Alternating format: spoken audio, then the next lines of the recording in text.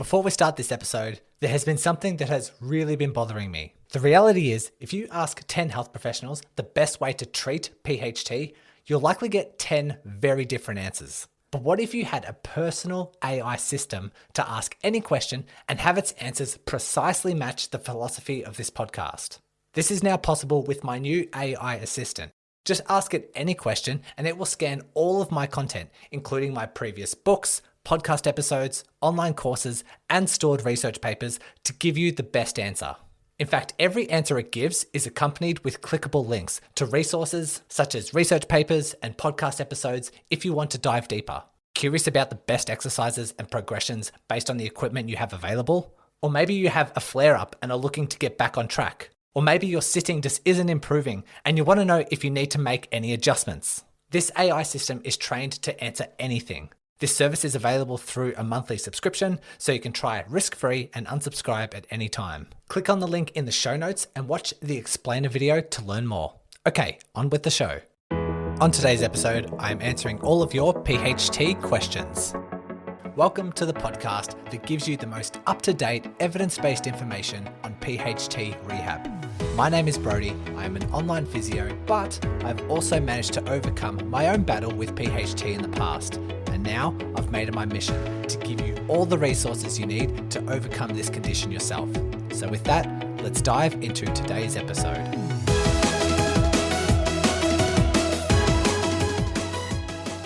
Firstly, I must say that I am very impressed and happy with the amount of responses I've got from, posting out on social media the questions for PHT. Usually when I do these Q&As, I expect somewhere between 10 to 15 questions. However, we've got 30 questions that have been submitted, so I'll be staggering those over multiple episodes. So it's nice to see that there is good engagement with the audience and with you that are listening. But I was also surprised about, I usually post on to the various Facebook groups, the PHT Facebook groups, including my own Run Smarter Facebook group. But over the past couple of months, I've been accumulating more and more people signing up to my email list. And that's usually via the 5-day challenge that I promote on this podcast. And so more people are signing up there, and we have about 800 or 900 people at the moment. So excellent to see. And so I decided to pose the question onto via email as well. And the amount of responses I got via email was staggering. And, within 10 minutes of sending that email, I quickly got like 8 responses. I'm like, whoa, what's going on here? I didn't even really consider emailing the email list, but I'll have to do that from now on. And I might, if it gets around to it, maybe exclusively do it via email if I'm getting so many responses and so much engagement via that. It's a bit easier to organize receiving it in my inbox rather than trying to look through Facebook groups about people responding. So if you're not a part of the email list, it's a free 5-day email sequence that you get to better understand and treat PHT, and it's in the show notes. So if you are interested in doing that, you can do that, sign up for the email list, and then whenever these Q&As go out and I'm looking for questions, you can be prompted there. And, I know sometimes if people are part of Facebook groups, if I was to post something, very rarely would it get surfaced onto your device, but this one pops up in your inbox. So that's quite nice.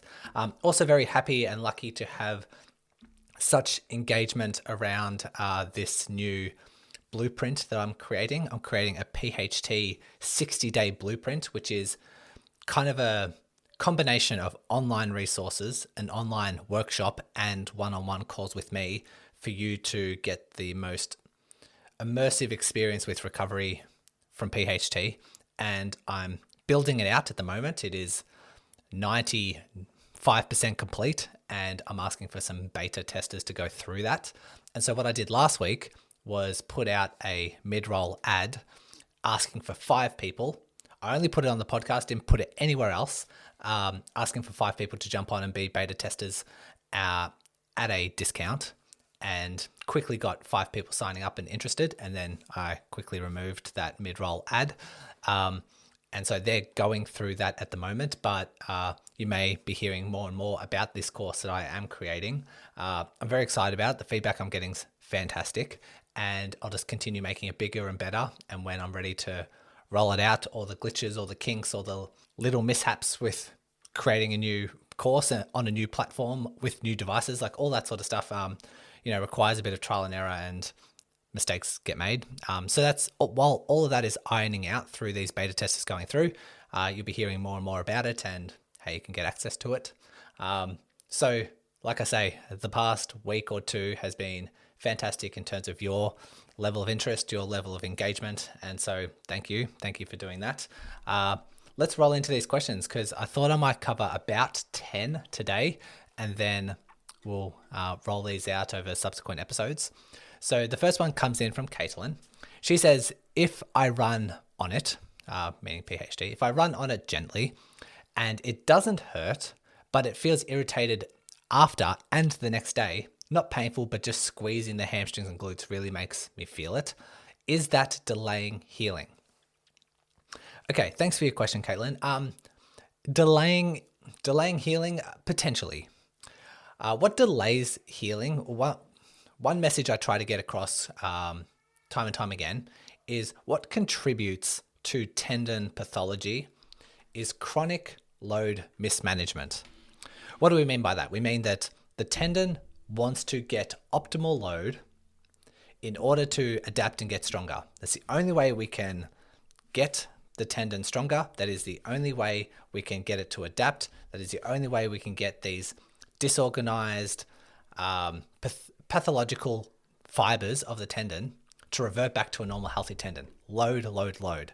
Load in the right amounts, the right heaviness, the right dosage, sets and reps, the right frequency throughout the day. That's how I should say the right frequency throughout the week. If we find out what that is, nail that, and then slowly progress, your tendon's going to get the signal to get better and then adapt and get stronger and slowly convert back to a healthy tendon. Keep that in mind.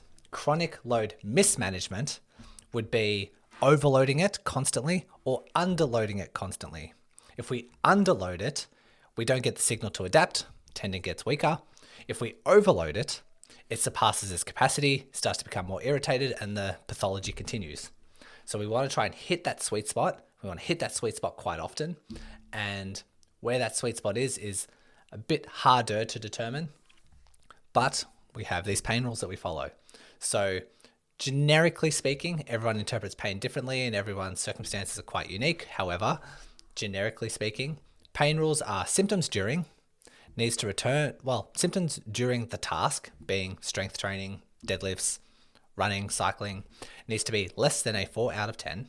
So a 0, 1, 2, 3, mild symptoms you could say is acceptable, but needs to return back to baseline relatively quickly.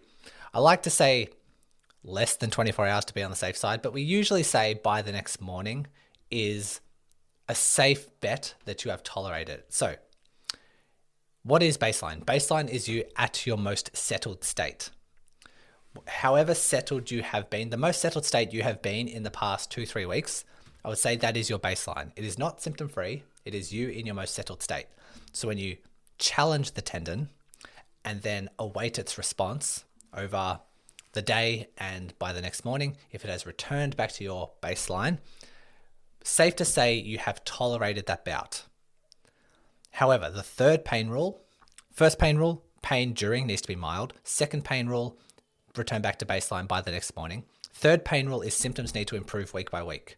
Because I've had people pass the first two rules, yet 3 months go by and they're indifferent. They've stayed exactly the same. That's not a great sign of tendon healing. So back to your question, Caitlin. If I run gently on it, it doesn't hurt, but the next day, it's not painful, but when I squeeze my hamstrings and my glutes, I feel it. Is that delaying healing? I would say, is that squeezing, when you squeeze your hamstrings, is that triggering symptoms? Is it just muscle soreness, which is just like, mid-belly muscle soreness, or is it high hamstring irritation? If you squeeze your hamstrings on non-running days or just before the run or when it's at baseline, does it feel sensitive? Does it feel like it's sore? Because we can use some tests to retest every time. Your test might be squeezing your hamstrings and your glutes just to see and reassess if I'm back to baseline. When you are at baseline, squeeze your hamstrings, squeeze your glutes. How does your upper hamstring feel?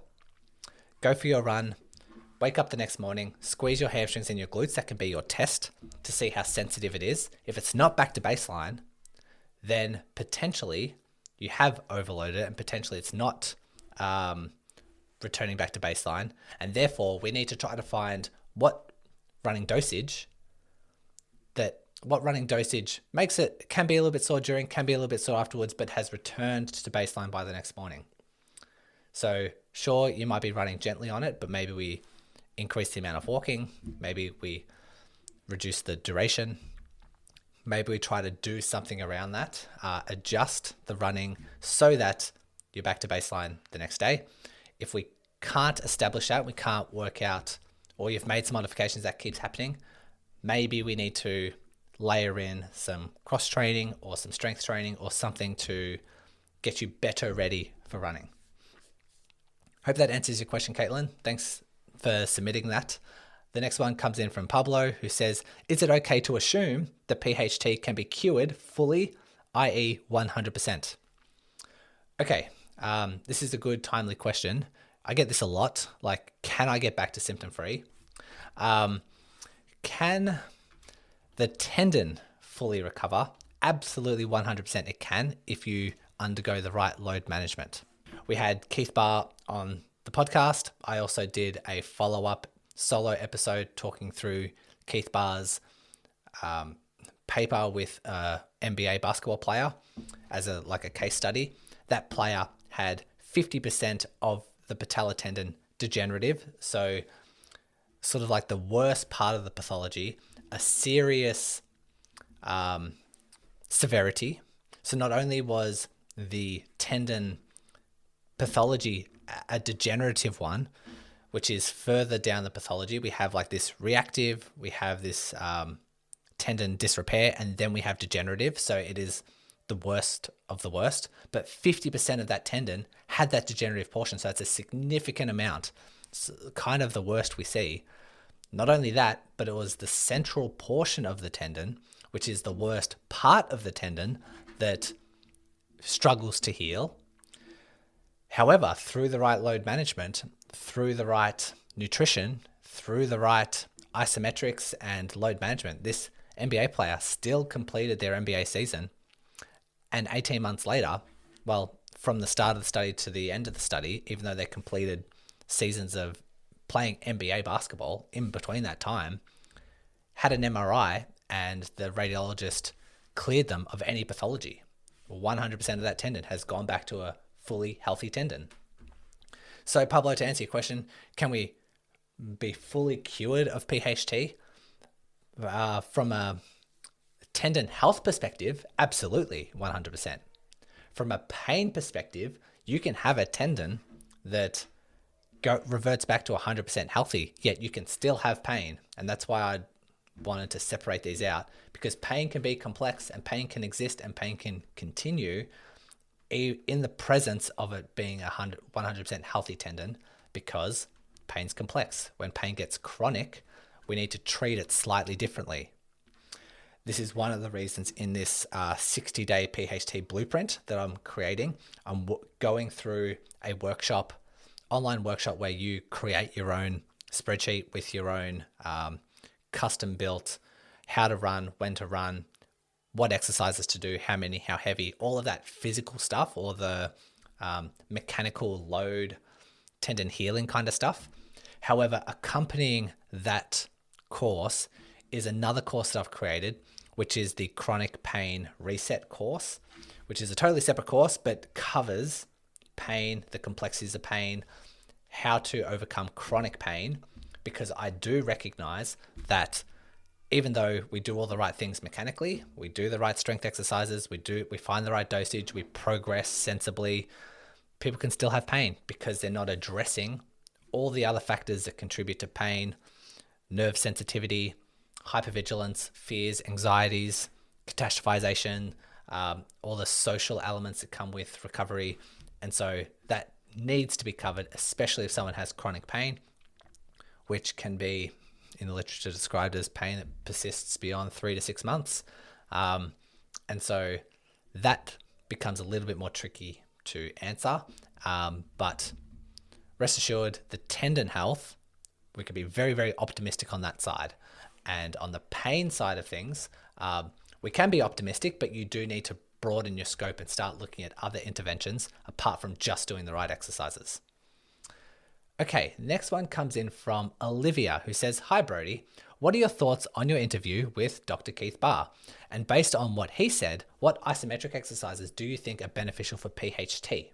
I wanted to really directly answer this question, so I'm glad you asked this, Olivia. I was planning on doing a podcast response to it because after people listened to Keith Barr, they then messaged me and said, "Brodie, is this changing what you think about isometrics?" Because historically, I haven't been a huge fan of isometrics. Well, it's not that I haven't been a huge fan of isometrics. I haven't been a huge fan of isometric bridges as an exercise to help PHT. And then people have messaged me and said, "Brodie, after interviewing Keith Barr, have you changed your thoughts? Have you changed how you think?" I have changed how I think. Have I changed to a substantial degree? I think I've been slightly more swayed towards isometrics and bridges. I think I am holding them in slightly higher regard now after talking to Keith. Originally, one of the reasons why I didn't like isometric bridges is because I jump on chats with you all the time, injury chats that people sign up for, and also my clients, and I hear it time and time again. Went to the physio, diagnosed PHT, prescribed some isometric bridges, and I've been doing isometric bridges for 6 months now, maybe progressing to single leg bridges, maybe progressing with some weights, and I'm just not getting better. And I've just recognized the pattern time and time again. Bridges aren't that effective. Isometric bridges aren't that effective. And so what I then do is then align some other exercises, some better exercises. We've seen and listened to a ton of success stories that go beyond isometric bridges and people get better. And so I guess that's just been my bias based on the experience that I've had. But I'm also very wary that I have a biased sample size because the people who do their isometric bridges and get better, they don't end up jumping on injury chats with me because they're better. So I do recognize that is a little skewed bias that I tend to see in the sample sizes that come towards me. However, Keith's explanation of isometrics and how it triggers and stimulates a tendon has left me to consider maybe there's something more here. Maybe I just need to implement it in a different way. Maybe I just need to consider it for some people in the right circumstances for it to be effective, because maybe just people aren't really applying it well. In fact, in this 60-day blueprint, one of a few of the videos include Keith Barr's work and how you can implement it practically. And the first exercises I assign are some isometrics. So there's proof in the pudding that I am starting to hold it in a higher regard. But will I still see the same results? Will I still be jumping on injury chats with people saying I'm doing isometric bridges and I'm not getting better? I would say so. But I think I'll just structure in a way that I'm picking a better occasion and better moments to execute those isometrics. Which goes into Erica's question, which I've deliberately sandwiched together or follow on from Olivia's, which is, "Hi Brodie, I'm wondering which isometric exercises, how long each isometric hold should be held, and how many rounds, and how would you suggest incorporating these isometric exercises with my RDLs, curls, and step-ups based on your interview with Keith Barr?" So this sort of answers the second part of Olivia's question as well. Keith was mainly talking about his isometric exercises that he uses as a way of injury prevention. He was talking about doing isometric squats, isometric lunges, and isometric side lunges. He held them, I think from memory, like one set of 30 seconds each, However, he did those when he was in a fatigued state. So he went for a run, allowed his body to get quite fatigued, and then applied these loading exercises. So he said squats, most people are familiar, double leg squat, just holding that for 30 seconds. A lunge where he really got load through the Achilles tendon at the back. So if you can visualize just holding a lunge where your knee is slightly off the floor, your Achilles with your back leg is being loaded, the patellar tendon at the front is being loaded.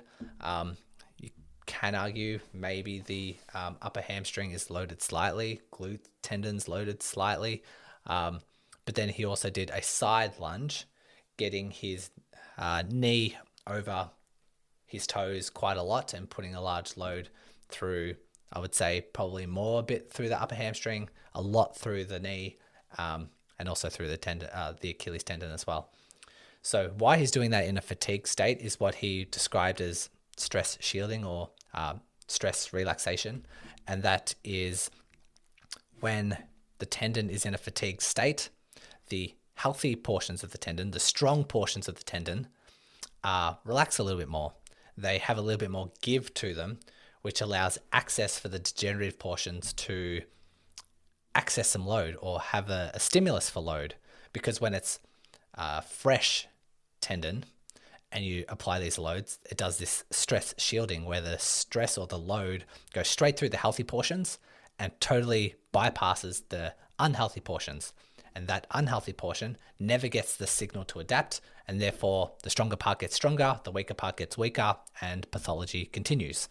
And so in a fatigue state, we're distributing the load evenly through the healthy and the unhealthy portions, so that unhealthy portions getting the signal to adapt and therefore is getting a good adaptation response.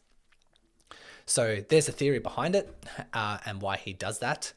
However, we can try to directly apply this to PHT. Can we do some isometrics that help load that tendon? I would say yes. I would almost do like a heel press. One of the diagnostic tests for PHT is what we call a heel press test, where you lie on your back on the floor, your knees on the affected side, the hips are bent at 90 degrees, the knee is at 90 degrees, and your heel is placed on a bed or a couch or a sofa or something. And what you do is you dig your heel down towards the floor and apply that load while the knees and hips at 90 and 90. We're not raising ourselves up. We're not raising our hips off the floor and towards the ceiling like a bridge. We are just pressing down as hard as we can, and some good load under compression is going through that high hamstring. So we could do something similar.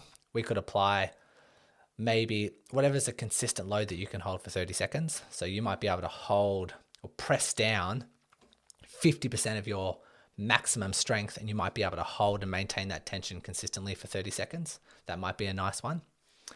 We can do some bridges. I don't think it would have a lot of compression to the tendon. A long lever bridge would go a longer way into loading the hamstring more.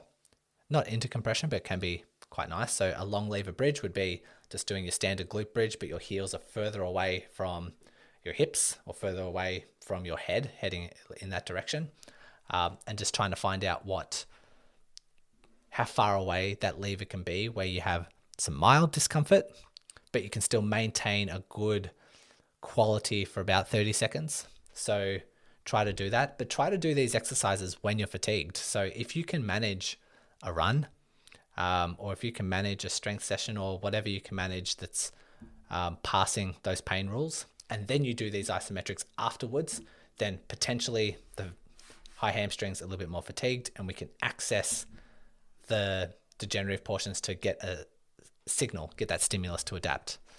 How often would we do this? Well, it depends how often you're doing your strength training.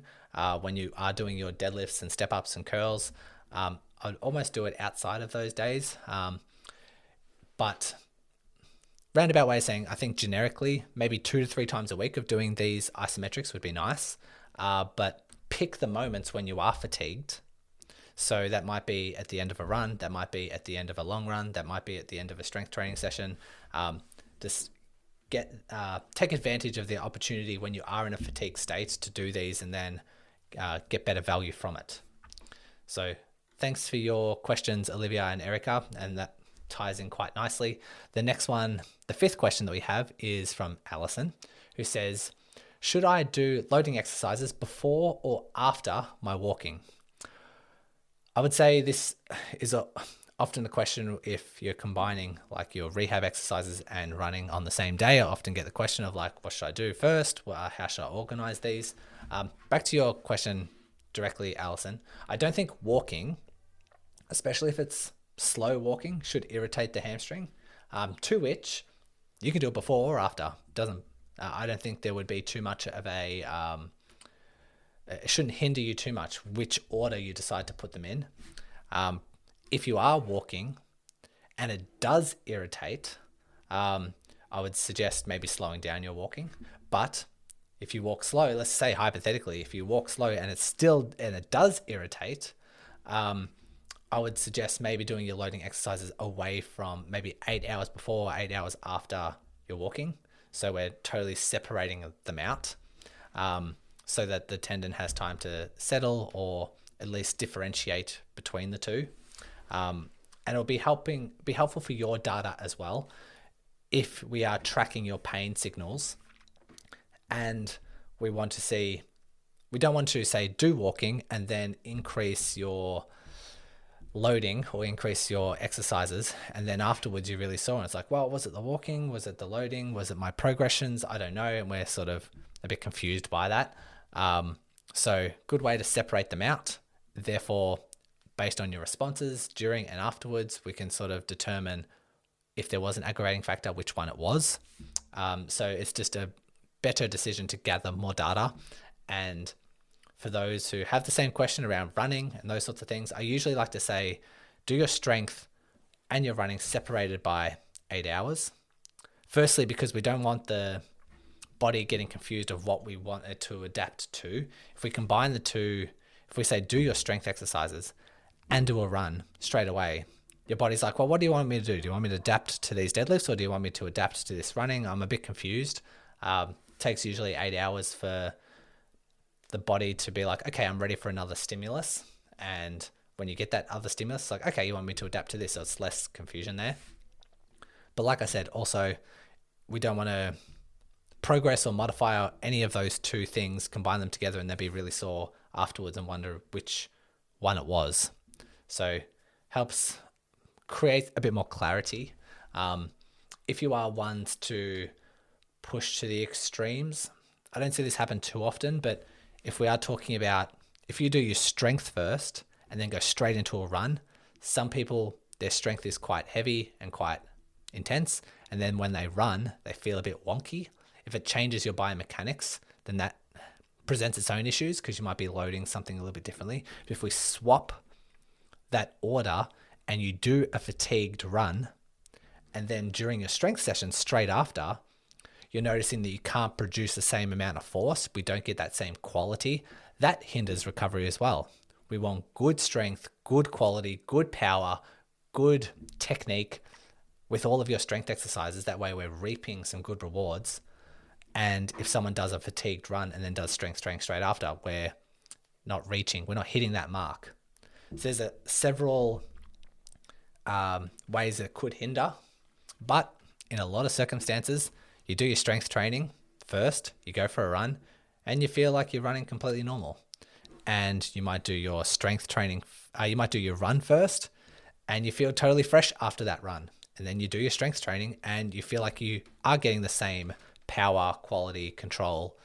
And so that's not as big of an issue. So context matters, circumstances matter, but ideally we can separate them out by several hours, and then we don't have to have that amount of confusion.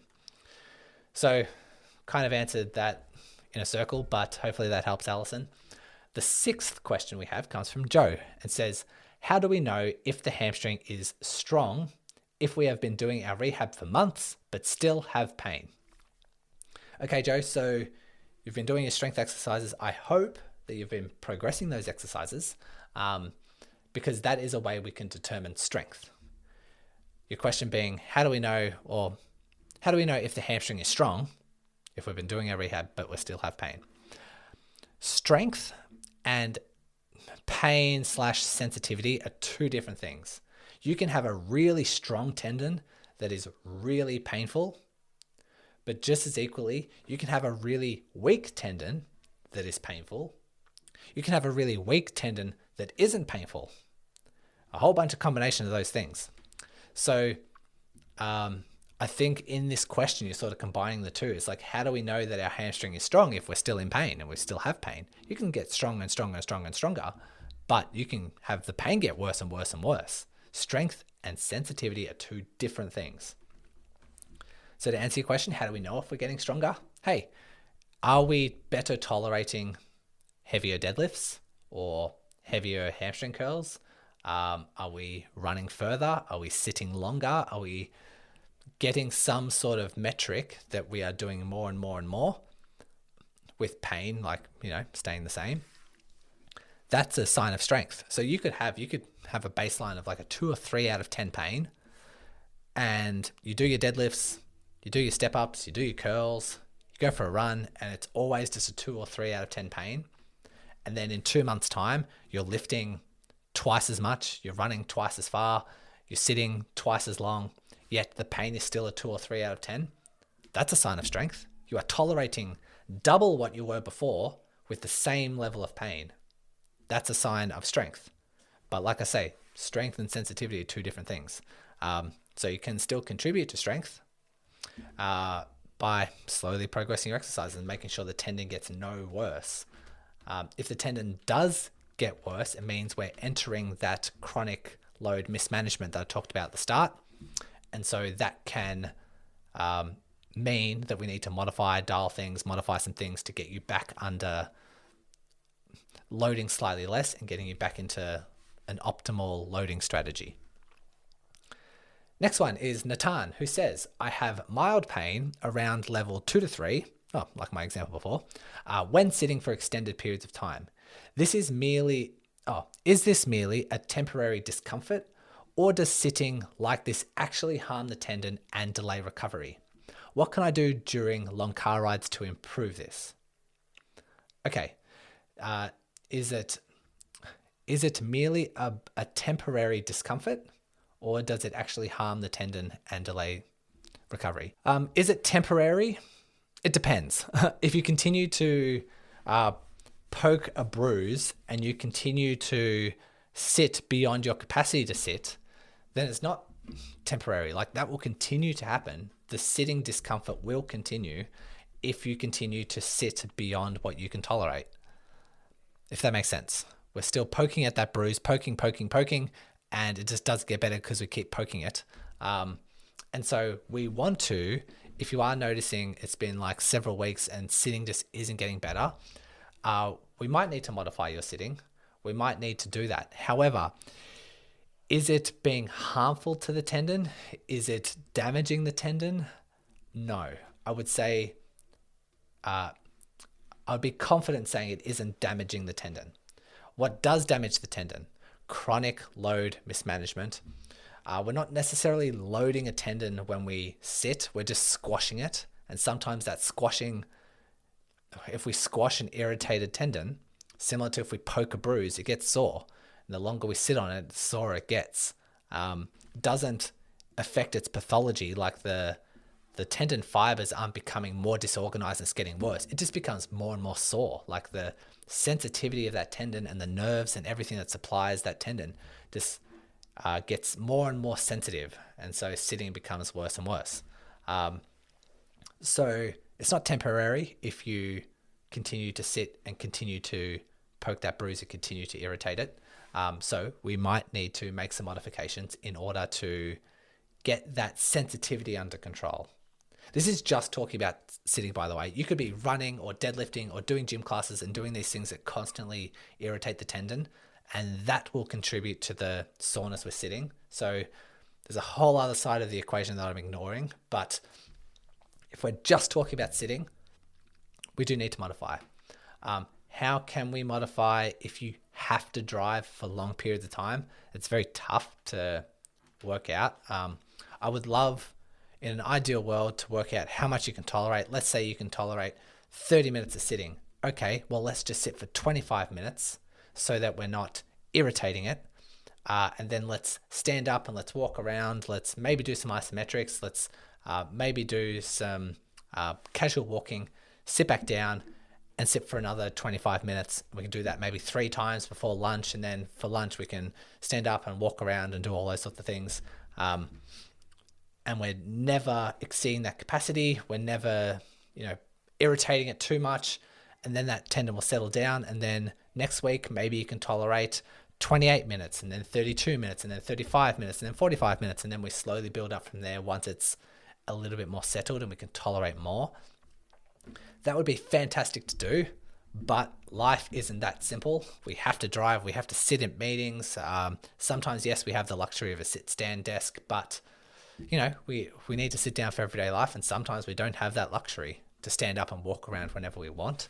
And so that's when we say, all right, let's try my best to modify the variables that I can control. Okay, when I'm sitting at my office, I have the control to do a sit-stand strategy or change my seat or sit with a cushion or maybe have a kneeling chair or maybe buy a saddle seat that some people have success with.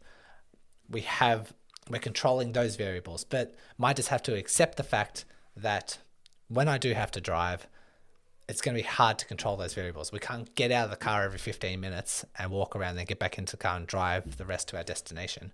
But maybe if we modify enough of the variables that we can control, maybe that starts to help the variables we can't control. For sitting in a car, yes, maybe we adjust the seat height, maybe we make it a bit higher or angle it a bit more. Maybe we purchase a cushion or a disc, like an air disc or something that requires a bit of trial and error, but that you find comfortable. If you are on the highway, sometimes putting into cruise control and taking that foot off the pedal can sometimes help with symptoms. I don't know, you'll have to see what works for you. But keep in mind, it's not being harmful to the tendon. We're not doing further damage to the tendon. It's just getting more and more sensitive. So maybe there's some reassurance there. We can tolerate more sitting by sitting within your optimal load and then slowly bumping things up, or tolerate more compression by doing slightly heavier deadlifts or exercises that trigger the tendon to tolerate more compression, and deadlifts would be one of those. So thanks for your question, Natan. We are moving on to question 8, which is from Sam, who says, "Hi Brodie, my PHT is currently okay. However, I now have a similar issue that could be low hamstring tendon pain or a nerve that runs down into the middle of the knee. I have been managing on the same basis as your PHT guidance. If I'm able to run for 2 days with no issues, but then day 3, it becomes uncomfortable during the run and sore afterwards, do you agree that this sounds like low hamstring tendon or more likely something else?"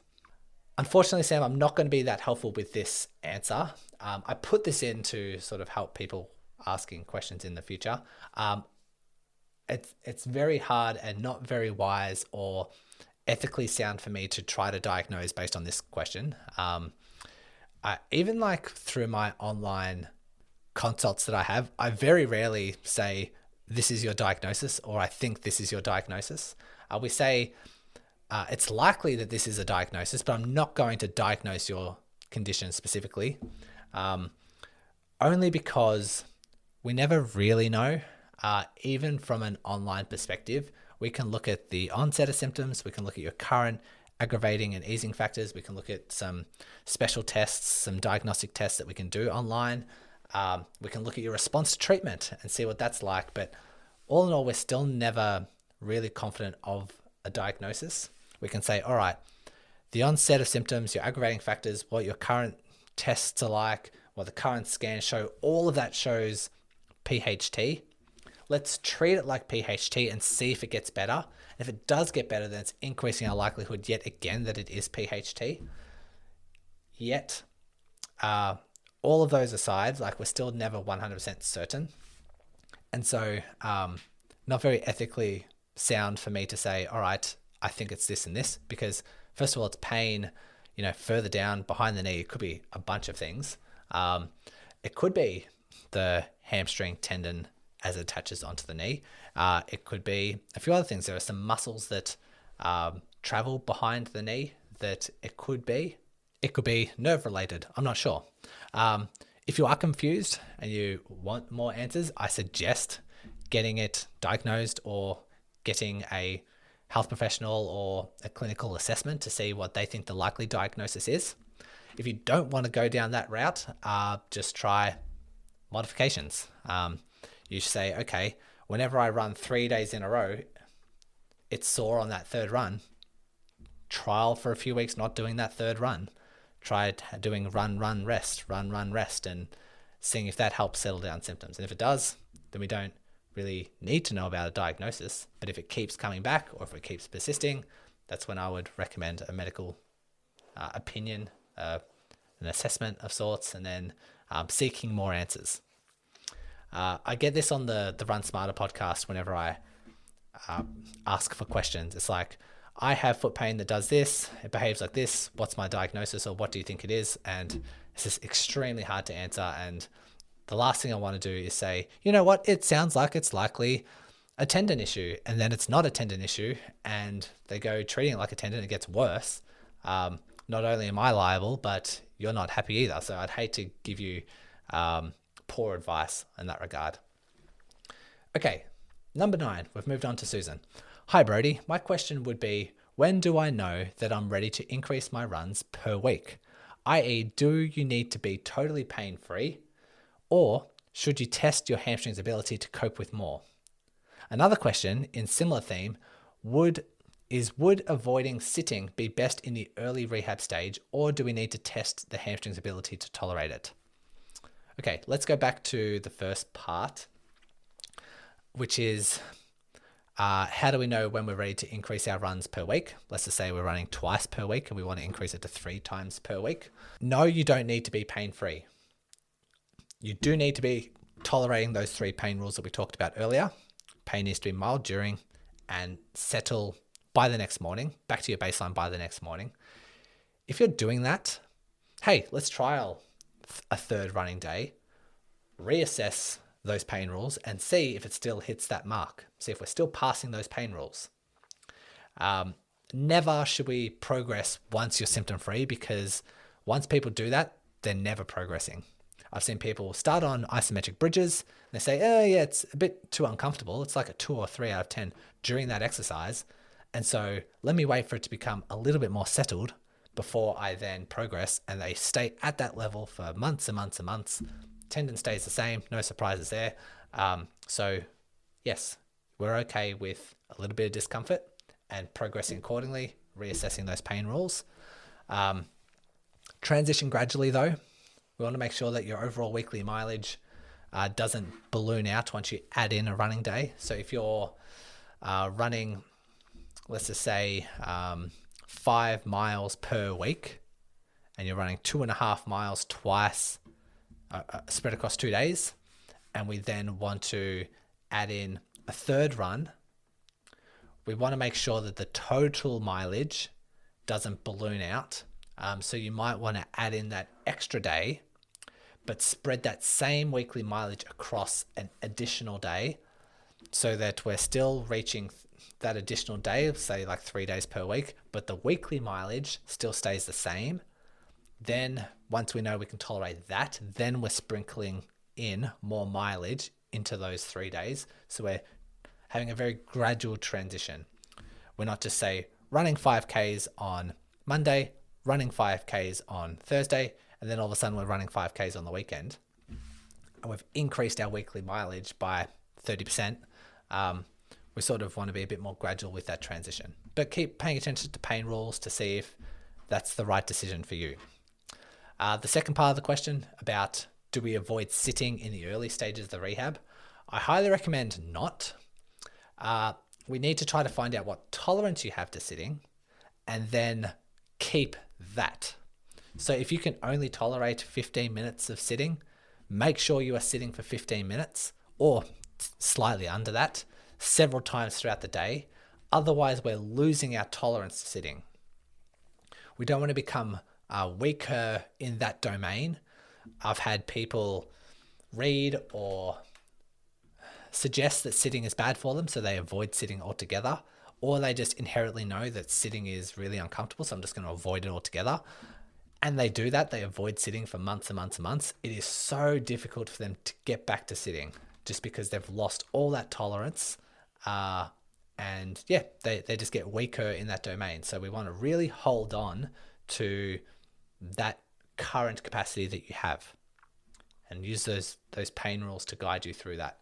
It'd just be the same as, okay, running, I get some discomfort when I run. Let's stop running for 6 months and let my symptoms calm down. Hey, you're going to quickly lose that ability to run, and it is going to be a slow, gradual build up to return to running once you are, once it's like several months down the track.